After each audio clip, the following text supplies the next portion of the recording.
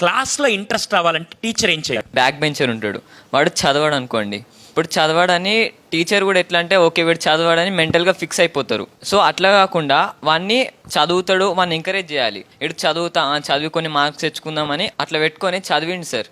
చదివేసి 10 marks 15 marks అట్లా maximum score చేసిండు. మొత్తం వాడుకున్న మైండ్ మొత్తం వాడి ఒక సబ్జెక్ట్లో స్కోర్ చేసిండు. అప్పుడు టీచర్ క్వశ్చన్ ఏంటంటే వీడు నిజంగా చదివిండా లేకుంటే స్లిప్పులు పెట్టి రాసిండా అని టీచర్ క్వశ్చన్. ఆ క్వశ్చన్ వచ్చినప్పుడు ఎట్లుంటుంది అంటే ఆ స్టూడెంట్ కనిపిస్తుంది. అంటే టీచర్ క్లాస్ మొత్తం అందరినీ ఆ స్టూడెంట్ అడుగుతుంది, నువ్వు నిజంగానే చదివి రాసినావా లేకుంటే స్లిప్పులు పెట్టి రాసినావా అని. ఒకవేళ ఆ క్వశ్చన్ పేపర్లో ఉన్న క్వశ్చన్ అడిగింది అనుకో, ఆ టెన్షన్లో మనకి ఇక వాడు ఉన్నదే చదివిందా కష్టం మీద, ఆడ ఆన్సర్ చెప్పలేదు అనుకో, క్లాస్ మొత్తం ఇట్లా పోయింది. ఇప్పుడు ఆ బ్యాక్ బెంచర్స్తో వాడు ఒక్కడే ఉంటాడు సార్, బ్యాక్ బెంచర్స్ ఇంకా 4 ఉంటారు కదా, వాళ్ళకు కూడా అనిపిస్తుంది అమ్మో మనం చదివినాం ఇంకో మన కథ కూడా సేమ్ ఉంటుంది ఇలాగానే అని వాళ్ళు కూడా ఇక డ్రాప్ అవుట్ అయిపోతారు. అమ్మో మన ఇక చదవద్దు ఏమొద్దు, ఇక చదివినాం ఒక లెక్క ఉంది, చదవకపోతే ఒక లెక్క ఉంది అంటారు. ఇక ఇది ఒక డిఫరెంట్ వ్యాలిడ్ పాయింట్.